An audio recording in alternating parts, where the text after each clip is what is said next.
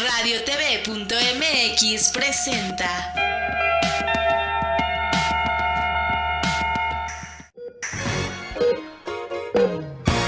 Pulso Saludable, cuidando tu estilo y forma de vida.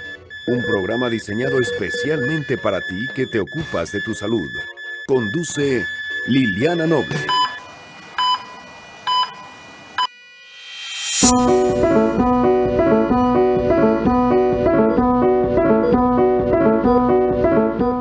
Cuatro de la tarde con 9 minutos, 16 horas 9 minutos. Muy buenas tardes, tengan todas y todos ustedes. Soy Liliana Noble Alemán y le doy la más cordial bienvenida al Pulso Saludable del día de hoy. En este miércoles ya 19 de junio de 2019. ¿Qué tal, mi querida Gris? Saludos a todos los parisinos. Ya en unos días por allá andará mi querida Gris. Cuídenmela mucho, apapáchenmela mucho. Mi querido chef Maclovio, te voy a mandar a mi querida Gris para que, igual y lo puedes entrevistar, ¿no? Para que te alimente. Y bien, y que te dé un tour, porque él se dedica también a eso, a dar tours. Ya se pondrán de acuerdo más adelante, porque ¿vas a los partidos finales o cómo es, mi querida Gris? Sí, a los cuartos de final, semifinal y final de del Mundial de Fútbol Femenil, que la verdad es que qué orgullo, sin importar el color de la camiseta y la región a la que pertenezcan todas estas deportistas, la verdad es que muy bien por todas ellas, mujeres, y ojalá y todos los medios de comunicación le pongan un poquito de atención a las mujeres también, que mucha falta les hace en materia de deportes.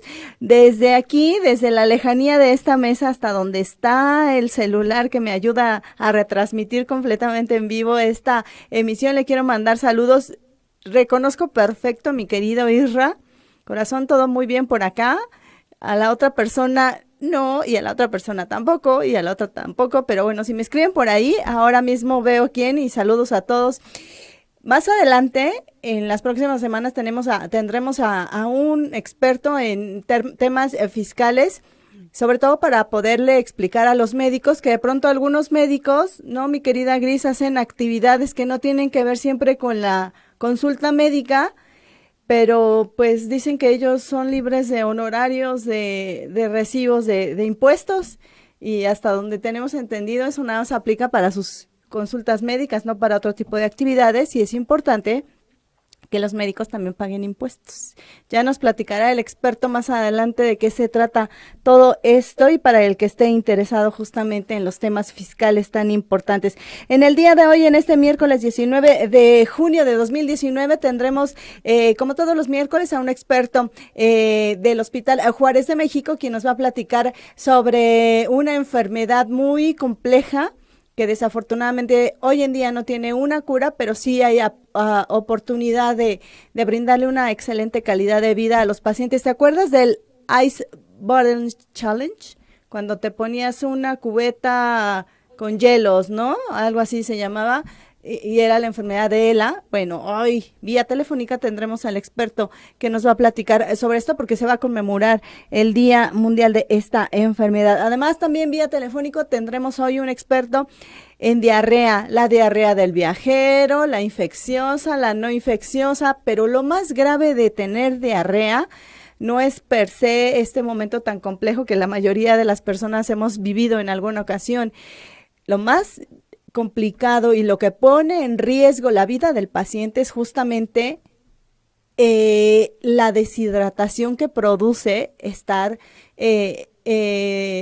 yendo al baño constantemente, producido por esta diarrea, y no solamente en personas adultas mayores o en pequeños, que se pudiera pensar que son los más vulnerables. Cualquiera que esté expuesto a esta circunstancia corre el riesgo de una complicación seria si no pone especial cuidado en la deshidratación. Por eso es importante platicar con el experto, que nos va a explicar qué es lo que tenemos que hacer y cómo darnos cuenta si estamos a lo mejor en un lugar lejano a nuestro país, si no tenemos acceso de inmediato a los servicios de salud, qué es lo que tendríamos que tener en consideración para estar muy pendientes de este dato de interés que es la deshidratación. Además, también le voy a platicar que ayer se llevó a cabo por la segunda ocasión el Foro Forbes de Salud y ahí se dieron cita infinidad de gente en materia de salud, gente de la política, empresarios, la industria farmacéutica,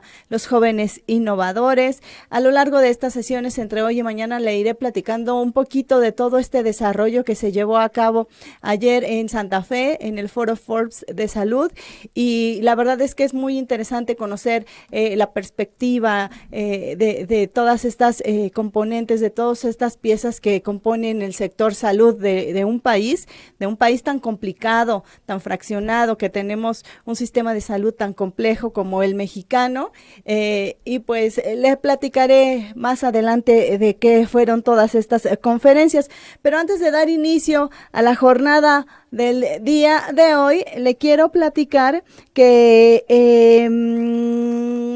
por la mañana del día de ayer, representantes de organizaciones de la sociedad civil, Unidos, Asociación Pro Transplantes de Médula Ósea y la Asociación Mexicana de Lucha contra el Cáncer, se reunieron con medios de comunicación para realizar un pronunciamiento llamado al Consejo de Salubridad General, el CSG, a emitir una respuesta positiva a la solicitud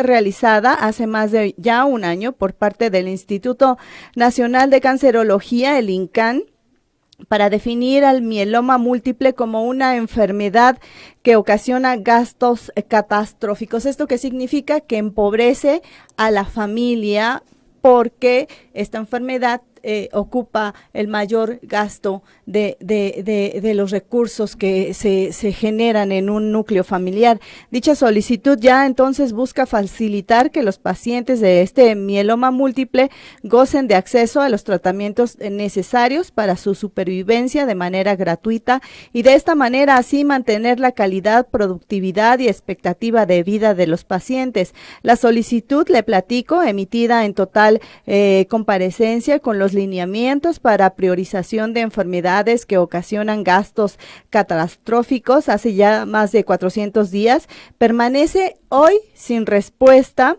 por parte del Consejo de Salubridad, aumentando con cada día la elevación de los costos, por supuesto, y pues el nulo acceso a estos tratamientos y al mismo tiempo pues la negativa a que estos pacientes también tienen derecho a la salud y debería ya de ser de inmediata porque son enfermedades que no dan tregua. El representante de los pacientes se proyectó una serie de testimonios bajo el nombre de 410 días sin respuesta, donde los afectados de distintos estados de la República, como Tabasco, Oaxaca y Ciudad de México, expusieron cómo han vivido este mieloma múltiple en estos más de 400 días sin respuesta a su petición. Entre los casos proyectados, le platico que Gerson Ábalos, él es de Tabasco, enfatizó: hago un llamado a los señores, al señor presidente de la República, Andrés Manuel López Obrador, la Cámara de Diputados y Senadores, que por favor tomen en cuenta este cáncer que desafortunadamente uno que es de recursos bajos le cuesta cubrirlo mucho y uno como ser humano quiere seguir viviendo. Por su parte, Maribel Vargas, esposa de un paciente con mieloma múltiple también y quien estuvo durante esta conferencia de prensa, señaló: mi esposo tiene seguro popular, pero no cubre el mieloma múltiple. Considero una completa desigualdad el que el IMSS o el ISSSTE sí cubran la enfermedad y el seguro popular no. Exhorto a nuestras autoridades para incluir en el Fondo de Protección contra Gastos Catastróficos este padecimiento para poder ofrecerle esperanzas de vida a las personas que, como mi esposo, viven con este cáncer. Así es que hay que poner especial énfasis y no solamente en el mieloma múltiple, sino en todas las demás enfermedades que no están incluidas en este catálogo. y que mucho se ha cacareado en este gobierno, en donde todos vamos a tener acceso, porque el derecho se supone que ya lo tenemos desde que estamos vivos, desde que nacemos tenemos el derecho a la salud, pero falta que se haga realidad. Si es que vamos a seguir apoyando a estas comisiones de salud para que pronto se encuentre una respuesta confiable y viable para poderle dar estos tratamientos que son muy costosos a quienes padecen de estas enfermedades que hasta hoy en día no están consideradas, y como bien decían, a veces el seguro popular pareciera que no es igual para todos, y hay enfermedades que sí se incluyen y hay otras que no, y la realidad es que uno no decide de qué enfermarse ni cuándo enfermarse, así es que hay que poner especial cuidado a todo ello. Así es que, ¿qué le parece si vamos a la primer pausa, a corte a comercial, cuando son las 4 de la tarde con 19 minutos, 16 horas 19 minutos?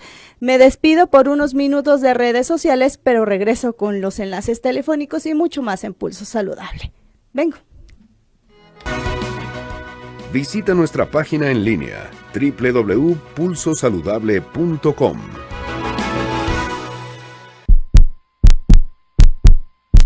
Para saber más, fumar no solamente ocasiona graves daños a tu salud. Una sola colilla puede contaminar entre 8 y 10 litros de agua del mar y hasta 50 litros si se trata de agua dulce. Al dejar de fumar, no solamente cuidas tu salud, también cuidas el planeta.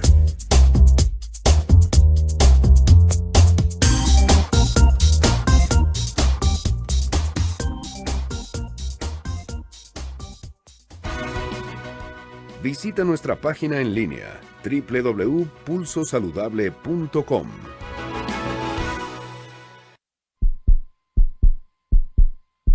Para saber más, una alimentación saludable debe incluir raciones de los 4 grupos alimenticios: cereales, proteínas, leguminosas, frutas y verduras.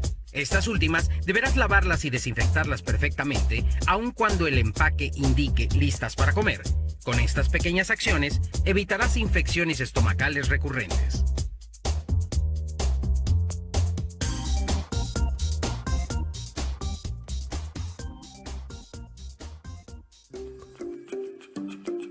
Correo electrónico. pulsosaludable@gmail.com.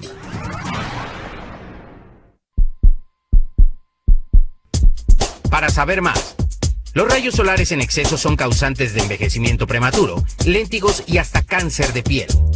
Esto lo puedes evitar si al terminar de bañarte cubres tu piel con una delgada capa de pantalla o bloqueador con factor de protección solar del 50 o más todos los días. Esta actividad deberás repetirla cada 4 horas, sin importar si estás en una alberca.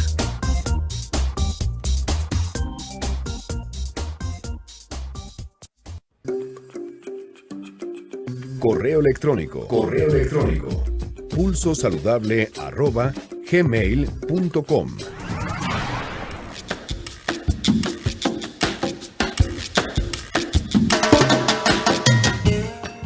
En Pulso Saludable, hoy nos acompaña 4 de la tarde con 23 minutos, 16 horas 23 minutos. Les recuerdo que estamos transmitiendo completamente en vivo a través de la plataforma de esta empresa, que es www.radiotv.mx. Antes de dar inicio a la entrevista del día de hoy, le quiero mandar muchos saludos y todo mi cariño, mi gratitud y sobre todo mi fe a los médicos que en unos minutos más van a operar a mi papá en el Hospital Durango. Papito, te quiero. Tal vez no me estás viendo, pero después me vas a ver. Y quiero decirle a los médicos que van a formar parte de este equipo de trabajo que estamos, pues finalmente estamos esperanzados a todos ustedes. Deseamos que todo salga muy bien y pues desde aquí, desde esta plataforma de comunicación, les echamos todas las porras. El Hospital Durango, más bien Sanatorio Durango, uno de los hospitales también en la medicina privada con la que cuenta mi señor padre, uno de los hospitales también muy buenos, tan buenos como el Hospital Juárez de México, porque también ahí en el Hospital Juárez de México están médicos de excelencia. Por fortuna en el país contamos con varias instituciones y con muchos médicos de calidad mundial. Y ya se encuentra conmigo en la línea telefónica la doctora Aide Montante Montes de Oca. Ella es encargada del servicio de neurofisiología del Hospital Juárez de México y vamos a platicar con ella estos próximos minutos en el marco del Día Mundial de la Esclerosis Lateral Amiotrófica. Recordarán esta enfermedad que se hizo muy viral, muy conocida a través de este Ice Orange Challenge, cuando se tenían que poner una cubetada de agua helada o incluso mucha gente lo hizo con literal, con agua con hielos. Y esto significaba tal vez un poquito algo de los síntomas o una cierta sensación que pueden llegar a tener este tipo de pacientes. Doctora Aide, gracias por tomar la llamada de Pulso Saludable. Muy buenas tardes. Muy buenas tardes, ¿cómo están ustedes? Muy bien, doctora, muchas gracias. Doctora, ¿qué es esto de la enfermedad tan complicada de diagnosticar y de tratar, la esclerosis lateral amiotrófica?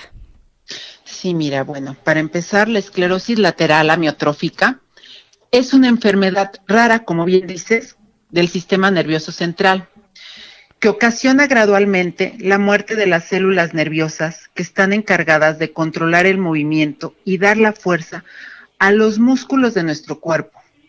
Es decir, va a afectar a las neuronas motoras que se encuentran en el cerebro y la médula espinal, ¿sí? Y recordemos que nuestros músculos pues, son responsables de darnos los movimientos, la fuerza, sí, para masticar, caminar, por ejemplo, elevar los brazos, escribir y hasta el hablar, ¿no? Es una enfermedad que es progresiva, lo que significa que los síntomas van a empeorar conforme transcurre el tiempo. ¿Sí? Es decir, que no es una enfermedad que tenga cura o algún tratamiento hoy en día que pueda modificar el curso de esta enfermedad. En la actualidad no hay cura para la enfermedad, sí, ¿sí? Ni hay un tratamiento que sea eficaz, capaz de detener en su totalidad o revertir la evolución de la enfermedad. Sí. Hay 2 fármacos que se emplean, pero digamos mejoran por corto tiempo sí, los síntomas que tiene el paciente o la persona, más no la cura ni la detiene. ¿Cuáles son los síntomas que empiezan a presentarse en este tipo de personas, doctora Aide? Mira, aquí los síntomas, como suele ser un inicio tan sutil, en brazos o en piernas o con los músculos que se encargan de pasar el alimento, de la deglución, de la masticación, ¿sí? Puede empezar por alguno de esos grupos y pueden ser síntomas tan sutiles, ¿sí? Como que el paciente los pasa por altos, que tenga cierta debilidad, cierta torpeza para caminar, ¿sí? Claro. Que tenga debilidad para abotonarse una camisa, ¿sí? Que note que habla como gangoso, que tenga dificultad para masticar, para pasar los alimentos, ¿sí? Y se va acompañando generalmente esta debilidad con síntomas que vemos que el paciente empieza a perder masa muscular, empieza a ver atrofia, ya sea de los músculos de sus manos, de sus piernas. Claro. Y algo muy importante es que las personas van a referir lo que le llamamos los... ¿Sí? ¿Qué quieres decir eso? Doctora, ¿me permite tantito? musculares. No sé en qué físicamente, en dónde está usted, pero no sé si haya posibilidades de que se mueva un poco menos porque de pronto se distorsiona la comunicación y pues sí es muy importante todo lo que usted nos está refiriendo. Entonces me quedé en el que me decía usted que los pacientes de pronto pueden empezar a sentir pues debilidad, un poco de cansancio, también al momento de la masticación, para caminar, etcétera. exacto, Sí. se les atora el alimento para pasar, principalmente lo que son los alimentos líquidos, su voz se vuelve como gangosa, ¿sí? y dificultad para articular palabras. Tienen fasciculaciones, lo que son contracciones musculares aisladas, ¿sí? Sí. Como si fuera un tic, pero muy visible, ¿sí? En diferentes partes de su cuerpo. Y algo que lo caracteriza es que no tienen síntomas sensitivos. Quiere decir que no van a ir acompañados de adormecimiento de brazos o piernas, ¿sí? Simplemente es la debilidad, ahora sí, la falta de fuerza y la disminución del volumen muscular, de la masa muscular.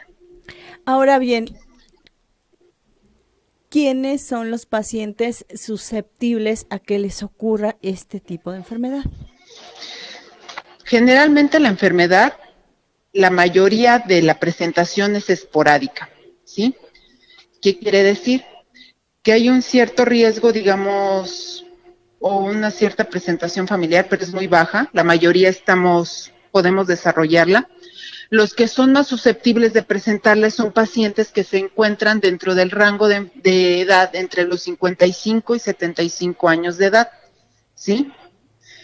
Aunque se puede presentar de manera más temprana, como a partir de los 40 años. Sí. Pero en promedio, entre los 55 y 75 años de edad, es en la edad en que vemos más frecuentemente esta enfermedad. ¿Sí?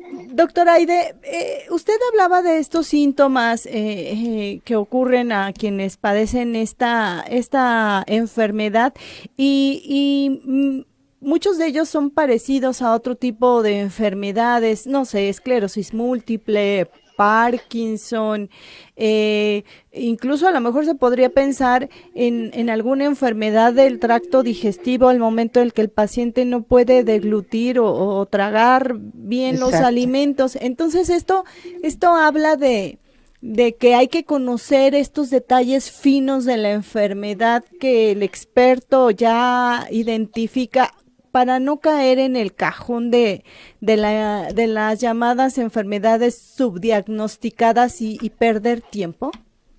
Exacto, precisamente de ahí la necesidad de que quien lo debe de diagnosticar es el neurólogo, ¿sí? El especialista en neurología, ¿sí? Y por la diagnóstico diferencial, que hay muchas enfermedades que pueden ser parecidas a esta enfermedad, ¿sí? Se tiene que hacer el diagnóstico diferencial, claro, ¿sí? Claro. Se tienen que excluir las otras enfermedades. Y esa, digamos, la persona más apropiada para poder hacer esa exclusión de este tipo de enfermedades, ¿sí?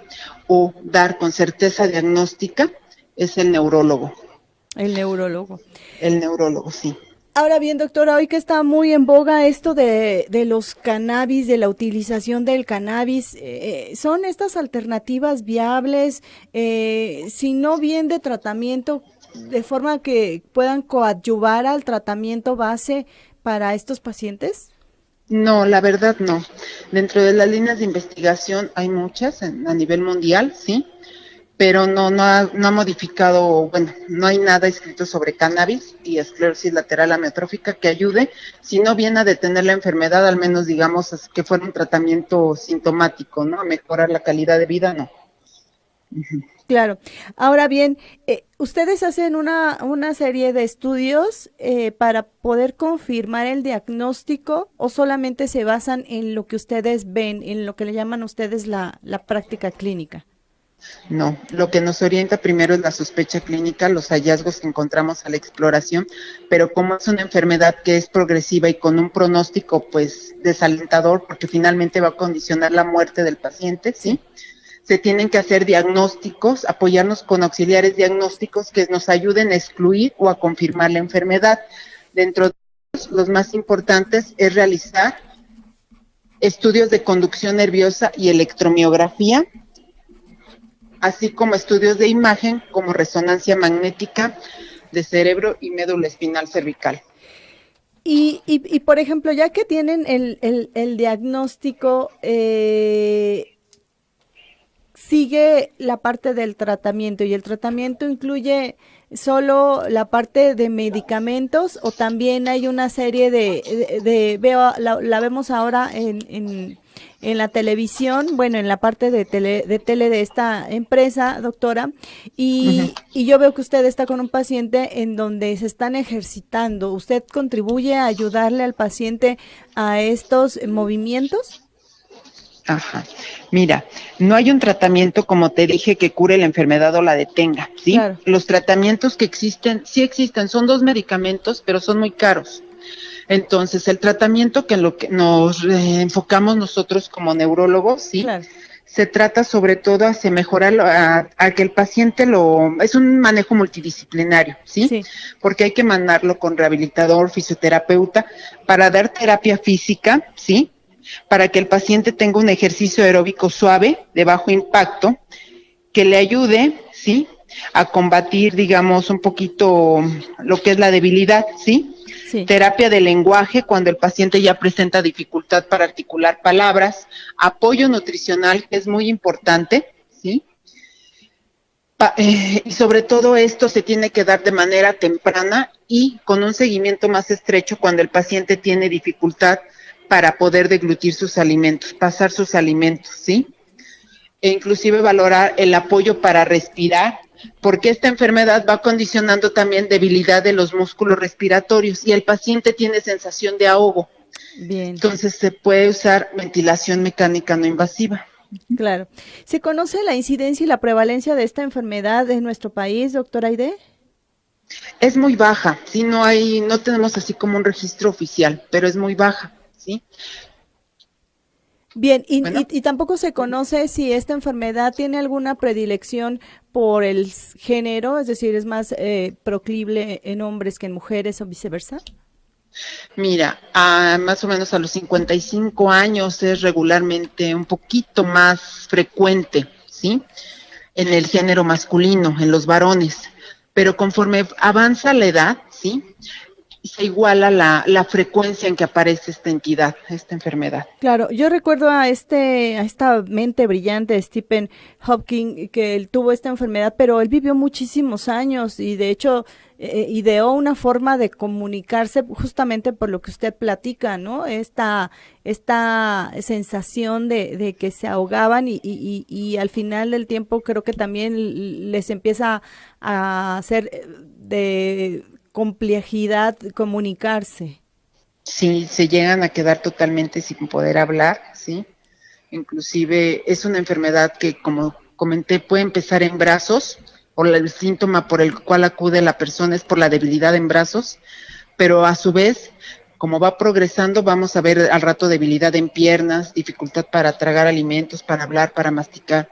Cuando el paciente inicia a nivel, digamos, de poder hablar, del lenguaje que afecta su lenguaje, con dificultad para hablar, decir las palabras, para deglutir, ¿sí? Generalmente la familia lo apoya inicialmente cuando todavía no está la enfermedad tan avanzada, que todavía sí conserva cierta movilidad en brazos, pues el paciente se comunica a través de escribir, ¿no? Por medio de libretas, ¿sí? Hay otros pacientes y familiares que ahora sí se comunican a través de pizarrones, señalando nada más la letra, porque posteriormente ya ni siquiera pueden sujetar el lápiz, ¿sí? Bien. Entonces señalando, a veces ya cuando de plano se quedan sin poder emitir alguna palabra, pues con la expresión de los músculos oculares, con abrir y cerrar ojos, porque esos son los que no se llegan a afectar, ¿sí? Entonces es de preguntarle al paciente de, a ver, ¿me entiendes? Cierra tus ojitos y dice sí, ¿no?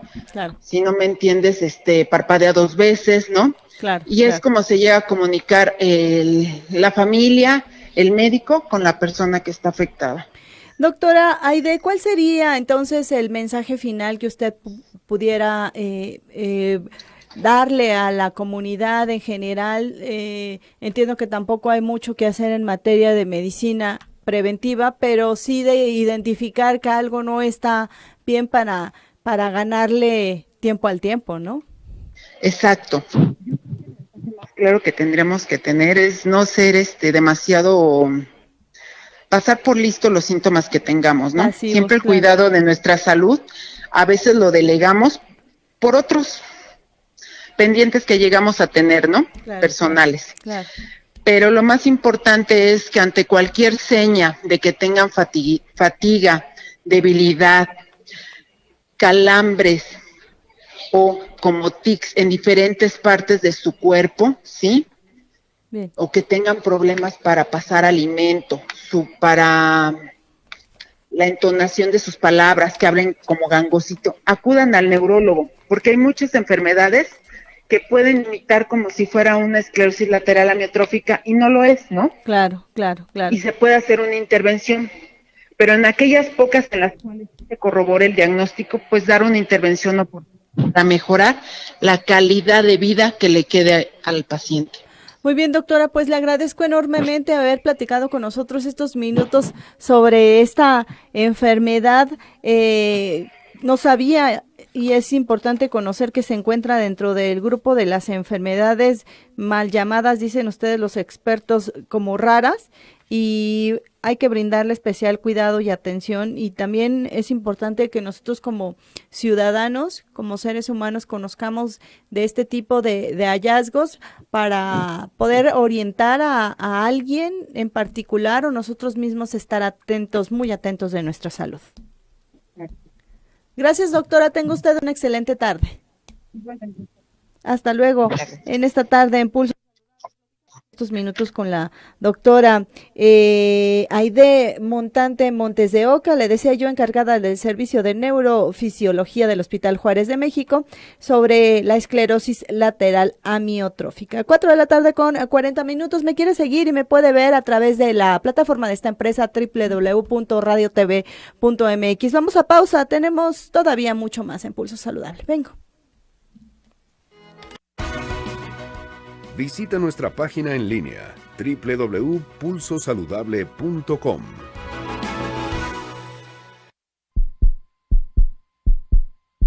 Para saber más, una alimentación saludable debe incluir raciones de los 4 grupos alimenticios: cereales, proteínas, leguminosas, frutas y verduras. Estas últimas deberás lavarlas y desinfectarlas perfectamente, aun cuando el empaque indique listas para comer. Con estas pequeñas acciones, evitarás infecciones estomacales recurrentes.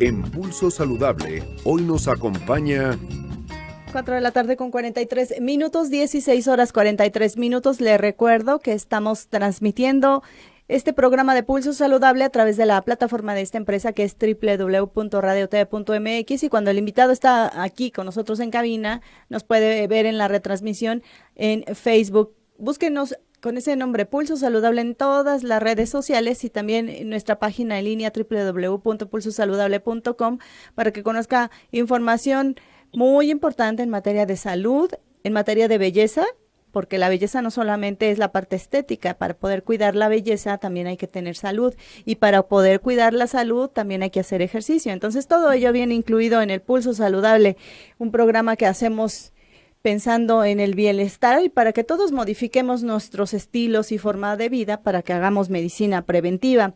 Y ya se encuentra conmigo en la línea telefónica, y le agradezco mucho, al doctor Francisco Javier Murillo Nájera. Él es inmunólogo, director médico de Inmunología y Nutrición Clínica. Además, tiene un cargo de una sociedad un poco compleja de mencionar. Es miembro activo de la Sociedad Mexicana de Psiconeuroinmunoendocrinología. ¿Qué tal? ¿Lo pude decir?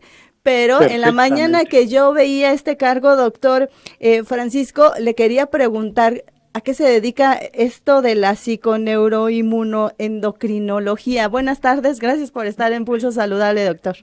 Al contrario, un gusto para mí. Y sí, claro que sí es. La psiconeuroinmunoendocrinología es una disciplina que se encarga de estudiar la interrelación que hay entre el sistema nervioso, la transmisión de impulsos nerviosos, sí, como secreción de hormonas, el sistema endocrinológico, sí, y el sistema inmunológico. De eso se encarga la psiconeuroinmunoendocrinología. Y todo ello también puede converger positivamente y saludablemente si tenemos una microbiota en buenas condiciones. Por supuesto, de hecho es uno de los apartados principales de esta sociedad a la que pertenecemos. Sabemos hoy en día que tener un microbioma, antes denominado microbiota, hoy en día el nombre correcto es microbioma, porque es un conjunto de poblaciones genéticas que interactúan en nuestros tejidos. Sabemos que la regulación inmunológica y la regulación, a lo que conocemos como homeostasis, Sí. inicialmente se logra con un buen microbioma. ¿Qué significa esto? Lo que conocemos comúnmente como un equilibrio de la flora intestinal, de Claro. los bichitos buenos, Claro. que nos ayudan a regular los procesos inflamatorios, sobre todo tener una buena respuesta inmunológica.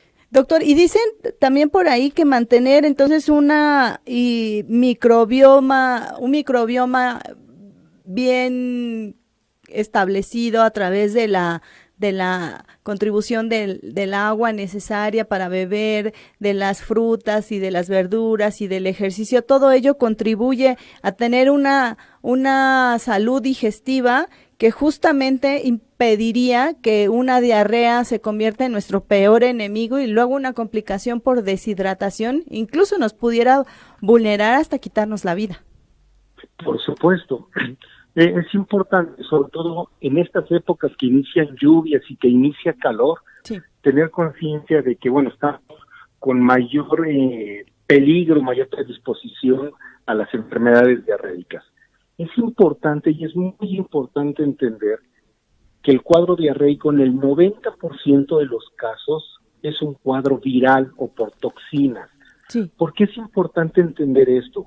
Porque en el 90% de los casos no vamos a requerir el uso de antibióticos, solamente de quizá algún medicamento antiséptico que podrá barrer con aquella toxina o con aquel virus que me puede estar inflamando la mucosa intestinal y dar tratamientos para evitar precisamente que las evacuaciones sean profusas, o sean muy líquidas, que se pierdan mucha agua y electrolitos y esto me pueda llevar a un fenómeno de deshidratación. ¿Por qué nos puede ocurrir una diarrea? ¿Qué hicimos mal? ¿Comimos algo en mal estado o nuestro organismo de pronto decide eliminar el aire malo y dejar el aire bueno? Bueno, ¿por qué nos puede ocurrir alguna diarrea? Son múltiples factores. Generalmente, platicamos, 90% es una infección, pero de etiología, o sea, de causa viral. Sí. Por comer algún alimento claramente contaminado o inclusive en algunas ocasiones, pues no lavarnos las manos correctamente posteriormente de ir al baño o agarrar un alimento contaminado y con esas manos sucias comer y bueno, pues es como ingerimos la forma de los virus. La otra situación que nos puede generar diarrea son toxinas, alimentos en descomposición, sobre todo aquellas proteínas que no han sido bien refrigeradas o no han tenido una red de frío adecuada para mantener un buen estado el alimento, o bien alimentos expuestos durante largas temporadas o tiempos o periodos al sol, que se pueden llegar a descomponer y ingerir estos alimentos descompuestos, Sí. también es una causa de diarrea. Finalmente, no menos importantes, pero sí poco más menos frecuentes, pues son aquellas enfermedades inflamatorias crónicas como la colitis crónica, los divertículos, estas enfermedades autoinmunitarias que llegan a atacar al intestino, como la enfermedad de Crohn, la enfermedad celíaca, Claro. son las causas que pueden generar la diarrea.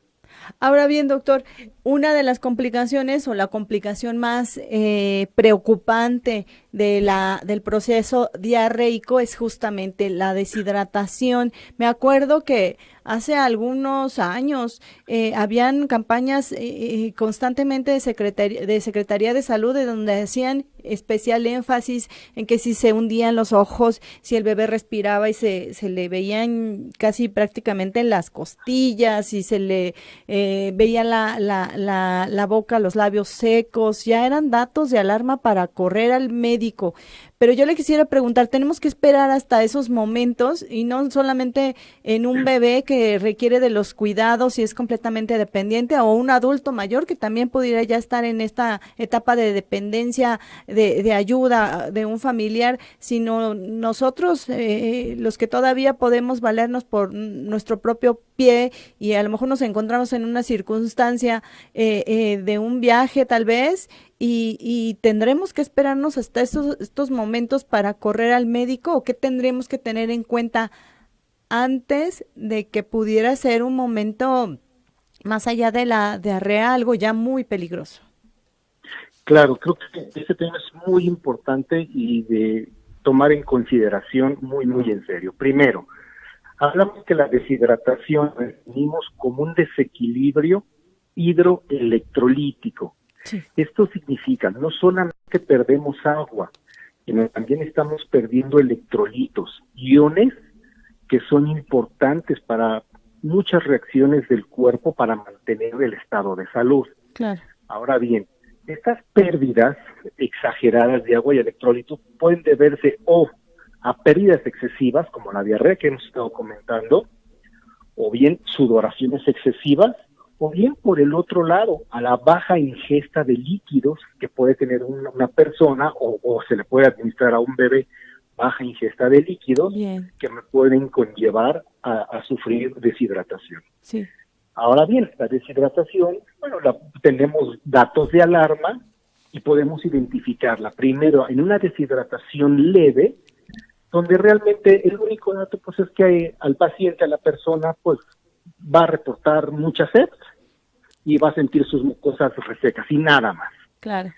Ya la deshidratación moderada es cuando ya nos empiezan a dar datos clínicos importantes, como la resequedad de mucosas, o sea, la boca con poca o nula saliva, ojos hundidos, llanto sin lágrima en el caso de los pequeñitos, Claro. la fontanela, que es la que conocemos como la famosa mollera, Claro, pues que va a estar se hundida, hunda. y el bebé, en el caso del niño, va a estar irritable, en el caso ya del niño mayor o del joven o del adulto, pues obviamente va a referir mucha sed. Es en este momento cuando nosotros tenemos que dar un aporte de rehidratación oral. Y en este respecto es muy importante decir, primero, es una creación de médicos mexicanos el famoso Vida Suero Oral. Claro, claro. ¿Por qué? Porque no solamente es hidratar o rehidratar a las personas exclusivamente con agua. Platicábamos que la deshidratación es el desequilibrio hidroelectrolítico. De los electrolitos. Entonces, tenemos que hidratar con agua y electrolitos como sodio, potasio, cloro, etcétera. Claro. Todos estos iones fundamentales para las reacciones bioquímicas, enzimáticas, inclusive reacciones del sistema inmunológico, Sí. para poder defenderme del proceso infeccioso. Entonces, la terapia inicial y que de hecho evita las complicaciones fatales de la deshidratación es precisamente la rehidratación con agua y electrolitos. Puede ser el Vida Suero Oral o bien estos productos que hoy en día los encontramos en cualquier tienda de conveniencia, que son electrolitos en productos bebibles. Ahora, bien, doctor, yo siempre soy muy cuidadosa en el momento, incluso hasta con los medicamentos OTC. Yo siempre soy partidaria de que antes de cualquier cosa mejor pedirle el auxilio del médico, y ustedes con la expertise que tienen ya le ponen nombre y apellido a lo que nos pasa, y tal vez lo único que requiramos justamente es un OTC o un medicamento de estos de venta libre o ya algo más complejo de prescripción. Pero en este particular caso, a veces la molestia y las mismas ocupaciones o las circunstancias pues te orillan a acudir de inmediato a la farmacia y pedir algo que te corte el síndrome diarreico de inmediato. Esta acción pues no es del todo lo mejor, pero en este tipo de circunstancias pues no conozco, o usted nos dirá si existe alguna otra manera de podernos ayudar en lo que buscamos ya al profesional de la salud. Pero ¿qué tendríamos que tener en cuenta para no pasarnos de la raya o nada más ganar un poco de tiempo para poder salir de casa e ir con el médico y no caer en este tema de de la mala información, de la automedicación y enmascarar un dato que pudiera llevarnos incluso a este tema de la deshidratación, doctor. Claro, y es muy importante este comentario. Sí, cuando nosotros tenemos un cuadro de síndrome diarreico, evidentemente buscamos una mejoría rápida, porque esto obviamente nos altera en nuestra vida diaria, laboral, escolar, inclusive familiar. Entonces, gracias a Dios, y hoy en día tenemos medicamentos que pueden favorecer esa recuperación, inicialmente, como bien lo comenta usted, con productos OTC, es decir, que son de libre venta, que no se requiere receta médica. Insisto, primero, iniciar hidratación vía oral en el paciente que está teniendo pues, un síndrome diarreico. 2, no dejar de dar de comer al paciente, a los niños no dejar de lactarlos a pesar de la diarrea. Bien. Y a los mayorcitos o al joven o al adulto mayor, seguir administrando su dieta, de preferencia una dieta astringente para limitar pues las evacuaciones diarreicas y tampoco nos caiga en hipoglicemia o sensación de cansancio, de sopor por falta de nutrientes. Claro. 3, efectivamente, hoy en día tenemos, aparte de la rehidratación oral, con un suero bioral, aparte de esto tenemos productos, tenemos terapias innovadoras que nos favorecen el control del síndrome diarreico. Una de estas terapias es el uso de probióticos, o sea, aquellos medicamentos que favorecen la reinstalación, la recuperación del microbioma intestinal. Y otra, hoy en día podemos hablar de los famosos alimentos funcionales o alimentos bioactivos. Claro. Estos alimentos son alimentos que, aparte de cumplir su función o sus características nutricionales, nos aportan todavía propiedades que nos pueden ayudar a mejorar alguna enfermedad o regular algunos procesos bioquímicos o inclusive fortalecer el sistema inmunológico. Sí. Estos ejemplos de alimentos funcionales o bioactivos, por ejemplo, son los taninos, estos productos que se encuentran en las uvas, en frutos rojos, en el café. Afortunadamente, hoy en día, tras investigaciones clínicas, se han podido extraer estos taninos, o sea, ya no estamos comernos 3 kilos de uva, sino se han extraído estos alimentos funcionales, llamados taninos, y se administran en forma de gelatina. Y entonces la gelatina de tanatos nos va a ayudar, como usted bien dice, a controlar el evento diarreico, el síndrome diarreico, por 3 acciones. Número 1, favorece o tiene funciones astringentes. Entonces, aparte de secar un poquito la mucosa para evitar la pérdida excesiva de agua, aparte de eliminar toxinas porque forma una película adherente en el epitelio intestinal y el contacto y adherencia o de bacterias o de virus o de toxinas, aparte cumple con funciones antioxidantes y aparte con funciones antiinflamatorias. ¿Por qué es importante hablar de funciones antioxidantes y antiinflamatorias en un evento diarreico? Entendamos que en la diarrea finalmente el intestino, las células intestinales, se encuentran en un proceso de inflamación, sea por toxina o sea por un proceso infeccioso viral o bacteriano. Y este proceso inflamatorio, como medida de defensa, me va a generar radicales libres del oxígeno, lo que conocemos como los famosos radicales libres. Claro. Y estos radicales libres, a su vez, aparte de eliminar y matar a los virus o bacterias que quieren hacernos daño, desafortunadamente, si no tenemos un buen sistema antioxidante endógeno propio, estos radicales libres van a generar algo en nuestras células que llaman estrés oxidativo y también va a dañar nuestros propios tejidos. Claro. Por ejemplo, una población vulnerable al estrés oxidativo es la de los adultos mayores.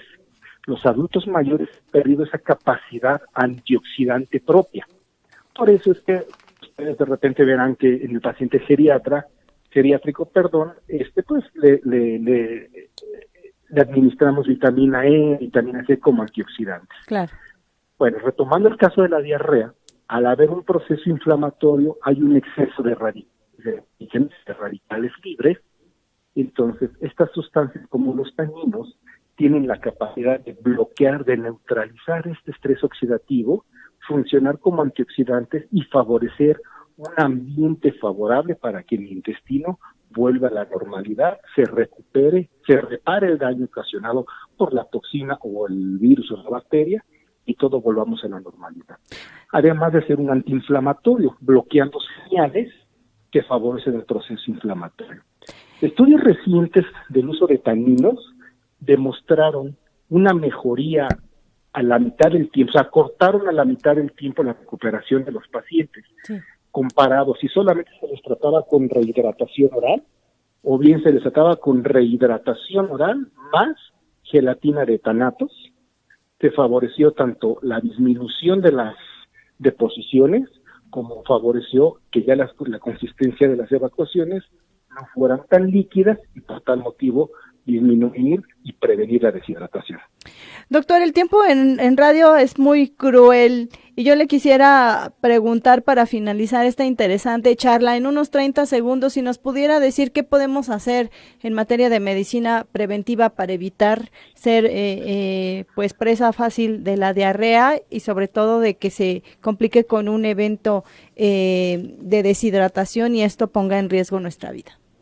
Por supuesto, antes que nada mantener un buen estado de salud, de hidratación, evitar el uso y el abuso de antibióticos que nos pueden traer el microbioma, precisamente que es la primera línea de defensa. Claro. Posteriormente, checar, valorar dónde tenemos, valorar si en el puestecito o en los puestos de la calle los alimentos están expuestos al sol y que pueden determinar cierto grado de descomposición. Claro. Y en casa pues lavarnos las manos después de ir al baño y antes de sentarnos a comer.